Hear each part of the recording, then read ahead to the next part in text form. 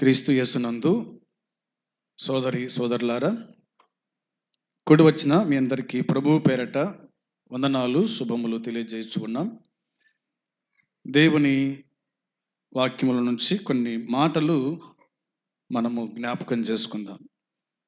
మత్తయి సువార్త 6వ అధ్యాయం తీయండి. మత్తయి సువార్త 6వ అధ్యాయము 6వ వచనం. 6వ అధ్యాయము 6వ వచనము చదువుకుందాం.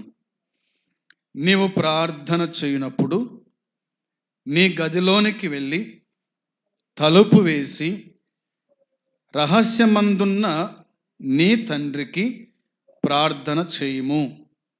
అప్పుడు రహస్యమందు చూచు నీ తండ్రి నీకు ప్రతిఫలమిచ్చును. ప్రార్థన చేద్దామా? కళ్ళు మూసుకోండి. ప్రేమగల తండ్రి, పరిశుద్ధుడైన దేవ, నీ పాదములకు వందనాలు, స్తోత్రాలు, కృతజ్ఞత స్తుతులు చెల్లించుకుంటున్నాము. ఈ దినమందు, ఈ సమయమందు నాయన, నీ మందిరములో మేమందరం కూడా ప్రవేశించుటకు మీరు మాకు ఇచ్చిన ఈ భాగ్యాన్ని బట్టి స్తోత్రములు తండ్రి. కుడి వచ్చిన వారిని దీవించండి, ఆశీర్వదించండి. పాటలు పాడిన వారిని దీవించండి, ఆశీర్వదించండి. బాగా నేర్చుకొని నీ సన్నిధిలో పాడుటకు కృప దయచే తండ్రి, సహాయం చేయండి. చదువుకున్న లేఖన భాగం దీవించండి. మీరే మాతో మాట్లాడుతురమ్మని మీకు అప్పగించుకుంటూ దీని దాసుని కూడా మరుగుపరిచి మీరే మాట్లాడుమని యేసయ్య నామములో ప్రార్థించి అడిగి స్తుతించి వేడుకొనుచున్నాము తండ్రి. ఆమేన్. ప్రార్థన ఏ విధంగా చేయాలనో మనకెవరికి తెలియదు. చాలా అవునా? ప్రార్థన చేయమంటే సరిగ్గా చేయరు. ఆరాధనకు స్తుతులు చెల్లించమంటే సరిగ్గా రాదు. ఎట్లా? మనం నేర్చుకోవాలా? ప్రార్థన ఏం చేయాలా? నేర్చుకోవాలా. అవునా? యేసు ప్రభువుతో వినండి. యేసు ప్రభువుతో శిష్యులు అన్నారనమాట, ప్రభువా, యోహాను తన శిష్యులకు నేర్పినట్లుగా మాకు కూడా ప్రార్థన చేయ నేర్పించు, ప్రార్థన చేయ నేర్పించు అన్నారనమాట. ఇప్పుడు మనం ప్రార్థన చేసి నేర్చుకోవాలా, వాక్యం బోధించేది కాదు. అవునా? ప్రార్థన చేసేది ఏం చేయాలా? నేర్చుకోవాలా. నేర్చుకోవాలంటే ఏం చేయాలా? దేవుని పాదాల చెంత కూర్చోవాలా. అవునా? ప్రార్థన అంటే దేవునితో సంభాషణ. ప్రార్థన అంటే దేవునితో మాట్లాడుట. అంతేనా? ప్రార్థన అంటే దేవునితో మాట్లాడుట. ఏమని మాట్లాడాలి దేవునితోనిక? మన సంగతి. అవునా? ముందు దేవుని స్తుతించాలా. ప్రభువా, 6 దినాలు కాపాడినావు, 7వ దినం మాకు ఇచ్చినావు. అవునా? ఆ విధంగా దేవుణ్ణి మనము ఏం చేయాలా? స్తుతులు చెల్లిస్తూ ప్రార్థన చేయాలా. ప్రార్థన చేయడం అంటే వినండి, ప్రార్థన చేయడం అంటే ప్రభువుతో మాట్లాడుట, మన ఇంటి పరిస్థితి చెప్పడం, మన పరిస్థితి చెప్పడం కదా, ఇతరుల కోసము ప్రార్థన చేయటం, ఇతరుల రక్షణ కోసం ప్రార్థన చేయటం, ఇది ప్రార్థన. కాబట్టి ఈ మత్తయి సువార్త 6వ అధ్యాయంలో చూడండి, వచనము 5 చదువుకుందామా? 5వ వచనంలో ఇలా రాయబడింది. 5వ వచనంలో, మరియు మీరు ప్రార్థన చేయనప్పుడు వేషధారుల వలె ఉండవద్దు అన్నాడు. మీరు ప్రార్థన చేయనప్పుడు చెప్పండి, వేషధారుల వలె ఉండవద్దు, మనుషులకు కనబడవలనని సమాజ మందిరములోను వీధుల మూలల్లోనూ నిలచి ప్రార్థన చేయుట వారికి ఇష్టం. వారు తమ ఫలము పొంది ఉన్నారని నిశ్చయముగా మీతో చెప్పుచున్నాను అని యేసుక్రీస్తు ప్రభు అన్నాడు. మీరు ప్రార్థన చేయనప్పుడు వేషధారుల వలె ఉండొద్దు అన్నాడు. వేషధారులు అంటే వేషధారణ అంటే మనుషులు చూడాలా, మనుషులు మెచ్చుకోవాలా అని మనం ప్రార్థన చేయకూడదు. దేవుడు మెచ్చుకునే ప్రార్థన చేయాలి కానీ మనుషులు మెచ్చుకునే ప్రార్థన మనం ఎప్పటికీ చేయకూడదు. రహస్యమందున్న ఆ తండ్రి విని మనకు ప్రతిఫలం ఇవ్వాలంటే మనము రహస్యంగానే ఉండాల్సిందే మన ప్రార్థన. కొంతమంది కదా వీధుల్లో నిలబడి ప్రార్థన చేస్తుంటారు, అవునా? ఎవరు వాళ్ళు? పరిసయ్యులు. ఎవరు వాళ్ళు? సద్దుకయ్యులు. వారు బజార్లో నిలబడి నిలుటంగిలేసుకొని అందరి ముందర వాళ్ళు ప్రార్థన చేస్తుంటారు. వారి ఫలములు పొందారు అంతే. కానీ మీరు ఎలాగ ఉండొద్దు. చదవండి 6వ వచనంలో, నీవు ప్రార్థన చేయనప్పుడు నీ గదిలోనికి వెళ్ళి తలుపు వేసి అన్నమాట ఉంది. వినండి బాగా. నువ్వు ప్రార్థన చేసేటప్పుడు ఏం చేయాలంటే నీవు గదిలోనికి వెళ్ళి తలుపు వేసి అన్నమాట ఉంది. గదిలోనికి వెళ్ళాలంట. అంటే మనకేముండాలో ప్రార్థన చేసుకోవడానికి? అమ్మా మీరు బాగా వినాలి. ఏముండాలో మనకు ప్రార్థన చేసుకోవడానికి? గది ఉండాలి, అవునా? గది ఉండాలి. ఇప్పుడు మనం ఇండ్లు కడతాం కదా, ఇండ్లు కట్టేటప్పుడే దేవుని గుడి అని ఏం చేస్తాం మనము? ఒక మూలను ఏం చేస్తాము? దేవుని గది కడతాం, అవునా? అదే విధంగా అంటే దేవుడు అక్కడ ఉంటాడని కాదు కానీ కడతాం అట్లా మనం. అయితే నువ్వు ప్రార్థన చేసుకోవడానికి, నీవు దేవునితో మాట్లాడడానికి, నీవు నీ సంగతులన్నీ కూడా దేవునికి చెప్పుకోవడానికి నువ్వేం చేయాలంటే ఒక ప్రార్థన గదిని మనం కట్టుకోవాలా. మనము 3 సెంట్ల ఇల్లు కడతాం. 3 సెంట్లలో 2 బెడ్రూమ్లు వేసుకుంటాం. దానికి ఎదురుగా బాత్రూమ్స్ పెట్టుకుంటాం, వంటగది పెడతాము, హాలు పెడతాము, బయట వరండ పెడతాము. ఇవన్నీ పెడతాం కానీ మనం మాత్రము దేవునితో కలుసుకోవడానికి గది అంటూ మనకు ఏర్పాటు చేసుకోం. అవసరమా కాదా గది? అవసరమా కాదా గది ప్రార్థన చేసుకోవడానికి? ఒకవేళ ఒకటే గది ఉంది అనుకో, ఒకటే గది ఉంది, ఇంట్లో భారీగా ఉంటుంది, పిల్లలు ఉంటారు, వాళ్ళు వంటలు చేస్తుంటారు, కసులు కొడుతూ ఉంటారు, అంట్లు తమ్ముతూ ఉంటారు. ఇవన్నీ తమ్మేటప్పుడు మనం ప్రార్థన చేసుకోవడానికి మొదలు పెడితే అవి వినపడతాయి కానీ ఇది మన ప్రార్థన ఏమి వినపడదు. మనకు వాళ్ళు ఏమవుతారంటే డిస్టర్బెంట్గా ఉంటారనమాట. కాబట్టి ప్రభువు చెప్పిన మాట ఏంటంటే నువ్వు ప్రార్థన చేసుకోవడానికి ఒక గది కట్టుకో, ఏర్పాటు చేసుకో. గదిలోకి వెళ్ళు, ప్రార్థన చేయని చెప్పినాడు. ఒక ఆయన నేను చూశాను, ఒక సహోదరుడు, వాళ్ళకు 2 గదులు ఉన్నాయి. ఒకటి వంట గది ఉంది, రెండవది బెడ్రూమ్ ఉంది, ఇంకా ఏమీ లేదు. కాబట్టి ఆయన ఏం చేశాడంటే ఒక గోడవారకు ఒక మంచం వేసుకున్నాడు. ఇట్లా గోడవారకు ఒక మంచం వేసుకొని ఆ మంచానికి బెరిసిటేసి అవతల కూర్చొని ఏం చేస్తున్నాడు? దేవునికి ప్రార్థన చేస్తున్నాడు. అవకాశం లేదు కాబట్టి ఒక మంచం అడ్డం పెట్టుకున్నాడు అంతే, అందులో ప్రార్థన చేస్తున్నాడు దేవునికి. ఆ విధంగా నువ్వు ప్రార్థన చేయనప్పుడు నీ గదిలోనికి వెళ్ళి తలుపు వేసి అన్నమాట ఉంది. తలుపు తెరిస్తే ఏ కుక్కొచ్చదో ఏ పిల్లొచ్చదో ఎవరొచ్చారో తెలియదు. కాబట్టి తలుపు వేయి అన్నాడు. తలుపు వేసి తర్వాత మాట ఏమిటి? రహస్యమందున్న నీ తండ్రికి ప్రార్థన చేయుము అన్నాడు. రహస్యమందున్న నీ తండ్రికి ప్రార్థన చేయి. నీ ప్రార్థన వినాల్సింది 10 మంది కాదు, నీ ప్రార్థన వినాల్సింది 20 మంది కాదు, నీ ప్రార్థన వినాల్సింది కేవలము ఒకే ఒకడు దేవుడు. దేవుడు నీ ప్రార్థన వింటే నీకు ప్రతిఫలం, మంది వింటే నీకు ప్రతిఫలం అంటూ ఏమీ ఉండదు. వినాలి. అందుకోసమే రహస్యమందు చూచుని తండ్రి నీకు ప్రతిఫలము ఇస్తాడంట. ఒకటి, నీవు ప్రార్థన చేయనప్పుడు నీ గదిలోనికి వెళ్ళు, తలుపు వేసుకో. రెండో మాట ఏమిటి? రహస్యమందు నీ తండ్రికి ప్రార్థన చేయము. అప్పుడు ఎప్పుడు ప్రార్థన చేసినప్పుడు ఆ మాట చూడండి, రహస్యమందు చూచు నీ తండ్రి నీకు ప్రతిఫలము ఇస్తాడు. దేవుడే మనకు ప్రతిఫలం ఇచ్చేది. దేవుడు కాక ఎవరి భూమి మీద మనకు ప్రతిఫలము ఇవ్వరు అనేది గుర్తుంచుకోవాలా. నేను కొన్ని విషయాలు మీకు జ్ఞాపకం చేస్తాను.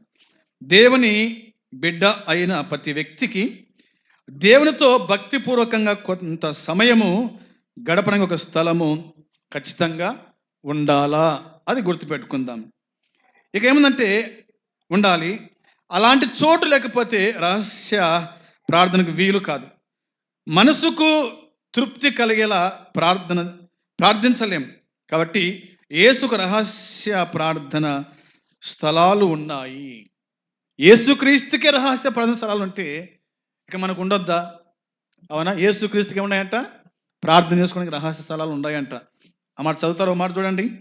మత్తయి సువార్త 14:23లో, మత్తయి సువార్త 14:23, 14వ అధ్యాయం 23 వచ్చిన చదువుకుందాం. ఆయన ఆ జన సమూహములను పంపివేసి ప్రార్థన చేయుటకు ఏకాంతముగా కొండ ఎక్కిపోయి సాయంకాలమైనప్పుడు ఒంటరిగా ఉండెను అని వాక్యం చెబుతుంది. వినండి బాగా. ఆయన జన సమూహములను పంపివేశాడంట. వింటున్నారు కదా? ఆయన జన సమూహాన్ని ఏం చేశాడు? పంపేసినాడు. మీరు పోండి. పంపేయాల. కొన్ని సందర్భాలు ఏంటంటే మనకు ప్రార్థన సమయం వచ్చినప్పుడు ఎవరిని మన దగ్గర ఉంచుకోకూడదు. మన బంధువులు కానీ, మన స్నేహితులు కానీ, భార్య కానీ, పిల్లలు కానీ, ఎవరినే కానీ. ఎందుకంటే మనకంటూ ఒక రహస్యలం ఉండాలి. మనం ప్రార్థన చేయాలి. ఆయన పంపివేశాడంట. ఎవరిని పంపేశాడు? జన సమూహాన్ని పంపేశాడు. మీరు పోండి, మీ దావన మీరు పోండి. పంపివేసి ఏం చేశాడు ఆయన? ప్రార్థన చేయుటకు ఏకాంతము కొండ ఎక్కి, ప్రార్థన చేయడానికి ఏకాంతముగా కొండ ఎక్కినాడంట. కొండ ఎక్కినాడు. ఏకాంతంగా ప్రార్థన చేయటం. ఒకటి ఏకాంత ప్రార్థన, రెండవది కుటుంబ ప్రార్థన, మూడవది సంఘ ప్రార్థన. ఒకటి ఏకాంత ప్రార్థన, అది నీకు నీ దేవునికి సంబంధించింది. ఏకాంత ప్రార్థన నీకు నీ దేవునికి సంబంధించింది. కుటుంబ ప్రార్థన భార్య, పిల్లలు, నీవు అందరు కూర్చొని ఏం చేయాలా? ప్రార్థన చేసుకోవాలా. ప్రార్థన చేసుకోవాలా, పాటలు పాడుకోవాలి, వాక్యం చదువుకోవాలి. ఇది కుటుంబ ప్రార్థన అంటారు. దీన్ని ఏమంటారు?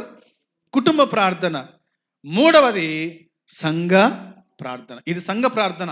ఇదేంది? ఇప్పుడు మనం ఇక్కడ జరిగింది సంఘము కూడి వచ్చినాం. సంఘం అంటే అందరు కూడా కూడి వచ్చి దేవునికి ప్రార్థన చేయుట, ఇది సంఘ ప్రార్థన.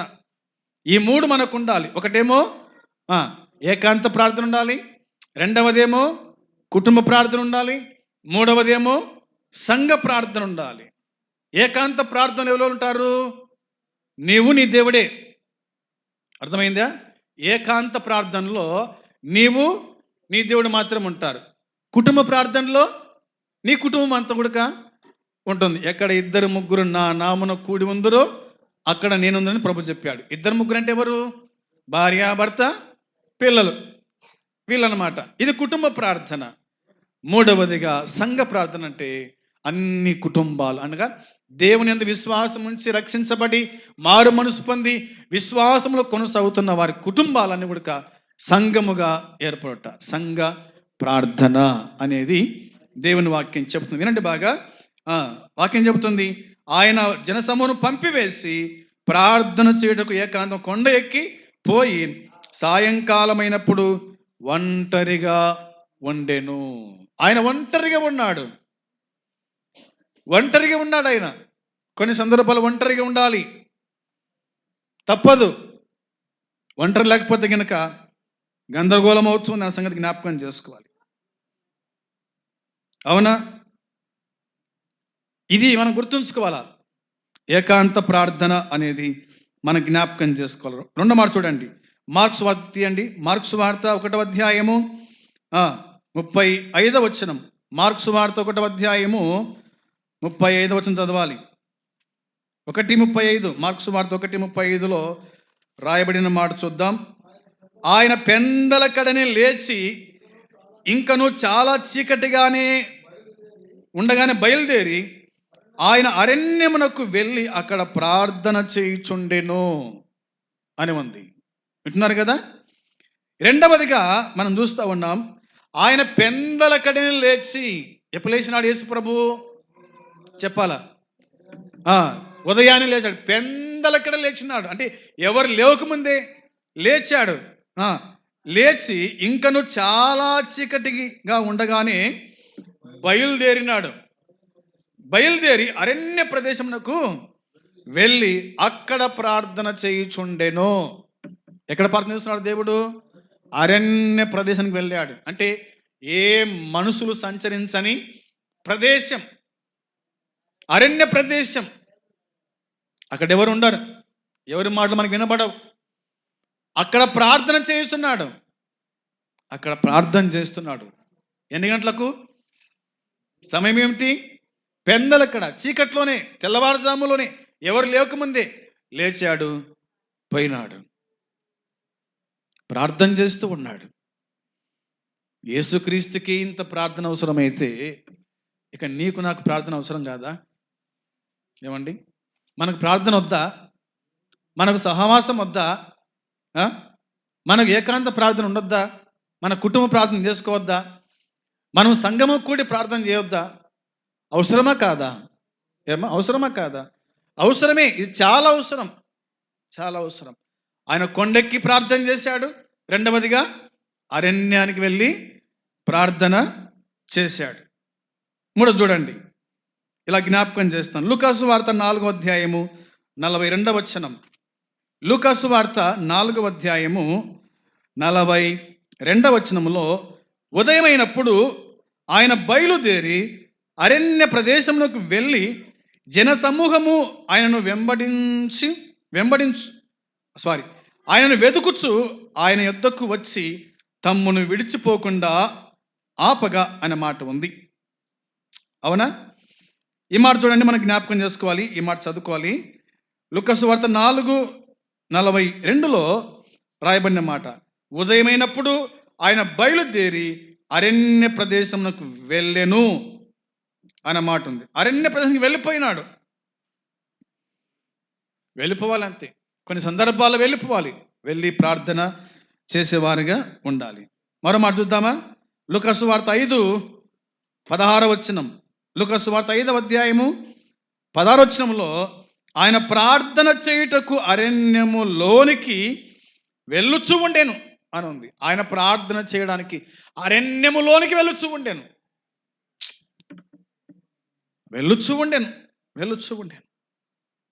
వెళ్ళాలా అంతే.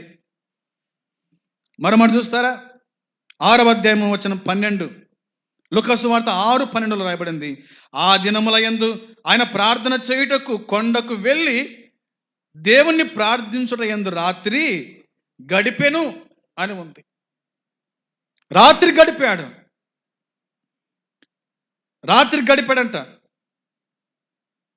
ఆయన ప్రార్థన చేయుటకు కొండకు వెళ్ళాడు, దేవుని ప్రార్థించుట యందు రాత్రి గడిపాడు. రాత్రి అంతా ప్రార్థన చేశాడు, పగలంతా పరిచయం చేశాడు, రాత్రి అంతా ఏం చేశాడు? ప్రార్థన చేశాడు. రాత్రి అంతా ప్రార్థన, పగలంతా ప్రజల మధ్య ఉన్నాడు, వాక్యం బోధించాడు, స్వస్థపరిచినాడు. అవునా? బాగు చేశాడు, చనిపోయిన వారిని తిరిగి లేపాడు, ఆకలి అయితే ఆకలి తీర్చినాడు, దాహమైతే దాహం ఇచ్చాడు. పగలంతానేమో ప్రజలతో ఉన్నాడు, రాత్రి అంతానేమో దేవునితో ప్రార్థన చేస్తూ ఉన్నాడు. రహస్య ప్రార్థనకు ప్రత్యేకంగా ఈ విషయాలు ఉండాల్సిందే. యేసు ప్రభువే రహస్యంగా ప్రార్థన చేశాడు, ఒంటరిగా ప్రార్థన చేశాడు. అవునా? మరి నీ సంగతి ఏమిటి, నా సంగతి ఏమిటి? ప్రార్థన చేసుకోవాలమ్మా, ఖచ్చితంగా చేసుకోవాల్సిందే. మీరు సహోదరులైనా సహోదరులైనా మీరు దేవునితో ఉండకపోతే గనక దేవుని రాజ్యములో మీరు ఉండరు. మీ సంగతులు మీరు చెప్పుకోవాలి దేవునికి. మీ పరిస్థితి ఏమిటో, నీ కుటుంబ పరిస్థితి ఏమిటో, నీ బిడ్డల పరిస్థితి ఏమిటో, నీ పరిస్థితి ఏమిటో నువ్వే దేవుని చెప్పుకోవాలా. మందికి చెప్తే కనుక ఏమవుతుంది పరిస్థితి? మందికి చెప్పకూడదు ఎప్పుడే కానీ. మన కుటుంబ రహస్యాలు, మన వ్యక్తిగత రహస్యాలు మందికి ఏమాత్రము చెప్పకూడదు. వాళ్ళు ఆడతారు, తీర్చారు, వాళ్ళు అవలాయిపాలు చేస్తారు ఇంకా ఎక్కువ.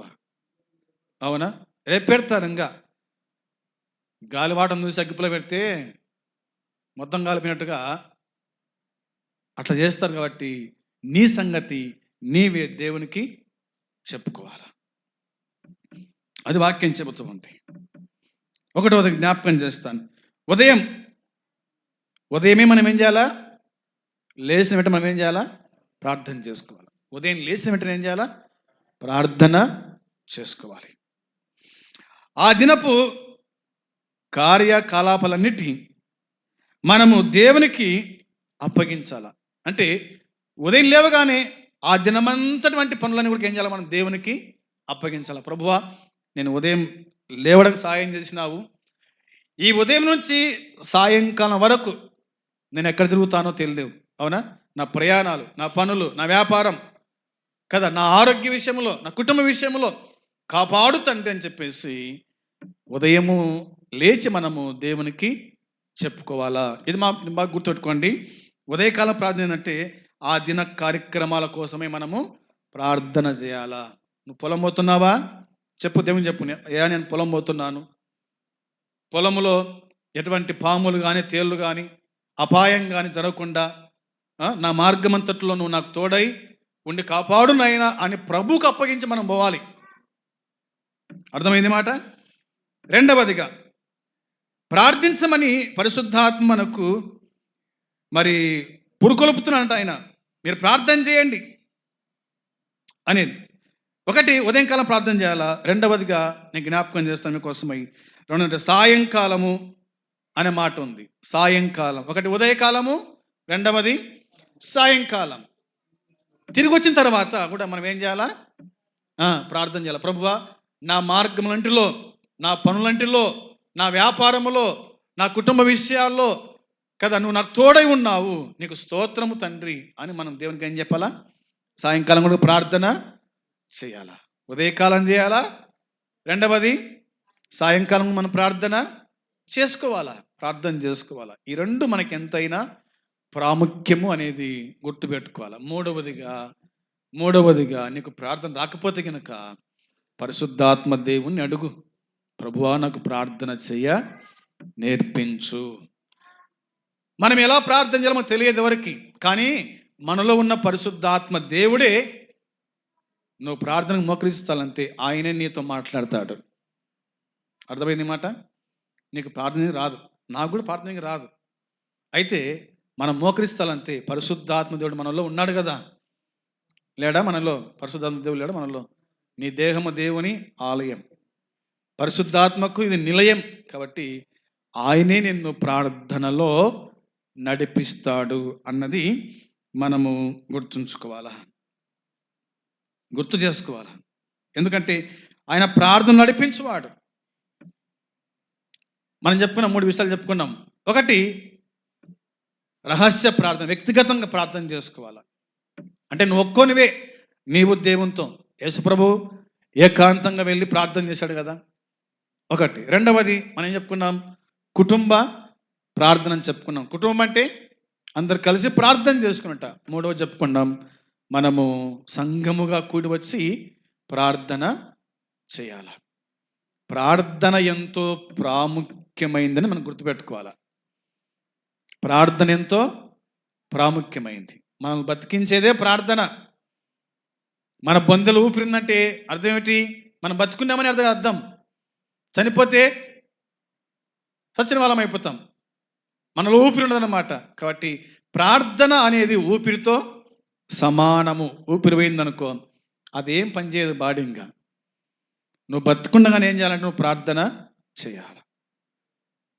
ఉదయం లేవగానే కుటుంబంతో కలిసి అందరు భార్య పిల్లల్ని అందరు లేపి కూర్చోబెట్టుకొని కదా ప్రార్థన చేసుకొని ఒక పాట పాడి పాటలు పాడి వాక్యం చదువుకోండి. అందరూ మంచి కూర్చొని చదువుకోండి, మంచి ఒక అధ్యాయం చదవండి, మళ్ళీ ప్రార్థన చేసుకోండి, ప్రారంభించండి ఉదయకాలము. ప్రార్థన ప్రారంభించండి, ప్రార్థనతో ప్రారంభించండి. ఉదయకాలం ప్రార్థన, రెండవది సాయంకాలం ప్రార్థన. ఉదయకాలం అనగానే మనము వెళ్తున్న పనుల మీద, ప్రయాణాలు, వ్యాపారాలు అన్నీ కూడా ప్రార్థనతో ప్రారంభం చేయండి. ఆ దినాన్ని మనం ఏం చేయాలి? సాయంకాలము ప్రార్థనతో ముగించాలా, ప్రార్థనతో ముగించాలా. ఇది మనం గుర్తుంచుకొని ఎక్కువగా మనము ప్రార్థనలో గడుపుతూ ప్రభు సన్నిధిలో ముందుకు సాగుదాం. అట్టి కృపా దేవుడు మనకందరికీ సహాయము చేయునుగాక. ఆమేన్. ప్రార్థన చేద్దాం. ప్రేమగల తండ్రి, పరిశుద్ధుడు అయిన దేవ, నీ పాదములకు నాయన వందనాలు, స్తోత్రాలు, స్తుతులు చెల్లించుకుంటున్నాం. ఈ దినము కూడా మమ్మల్ని బతికించి సజీవ లెక్కలో ఉంచి కాపాడి కరుణించి కనికరించినందుకు ఈ స్తోత్రాలు, స్తుతులు చెల్లిస్తున్నాం. సంఘముగా కూడి వచ్చిన వారిని దీవించి ఆశీర్వదించండి, కాపాడి బలపరచండి. నిన్ను ఆత్మతో సత్యముతో ఆరాధించుటకు మాకు ఇచ్చిన ఈ భాగ్యాన్ని బట్టి స్తోత్రం, స్తుతులు చెల్లించుకుంటున్నాం. ప్రార్థన అనే ఈ అంశం మీద కొన్ని మాటలు మీరు మాతో మాట్లాడినందుకై స్తోత్రాలు తండ్రి. రహస్య ప్రార్థన, కుటుంబ ప్రార్థన, సంఘ ప్రార్థన, దేవా నీకు స్తోత్రం, స్తుతులు చెల్లించుకుంటున్నాం. ఇవన్నీ మేము కలిగి ఉండే కృప దయచేయండి. కూడి వచ్చిన కుటుంబాలు దీవించి ఆశీర్వదించండి. వారి పిల్లలు అందరినీ కాపాడి జ్ఞాపకం చేసుకొని దర్శించి మీ కాపుదల దయచేయమని, ప్రార్థన రుచిని మా దేహానికి నేర్పించినట్లుగా సహాయం చేయమని, కృప చూపించమని, అందరూ ఎవరింటికి వాళ్ళు వెళ్తుండగా దీవించి పంపండి. ప్రభు మీ చిత్తం అయితే మరలా విధం కలుసుకొని నిన్ను స్తుతించుటకు, ఘనపరచుటకు, ఆరాధించుటకు సహాయం చేయమని యేసయ్య నామంలో అడిగి వేడుకుంటున్నాము తండ్రి. ఆమేన్. పరలోకమందున తండ్రి ప్రేమ, ప్రభు అయిన యేసుక్రీస్తు కృప, పరిశుద్ధాత్మ సన్నిధి సహవాసం కూడి వచ్చిన మనకు సకల పరిశుద్ధులకు ఇప్పుడు ఎల్లప్పుడు సదాకాలము తోడై ఉండునుగాక. ఆమేన్. అందరికీ వందనాలు.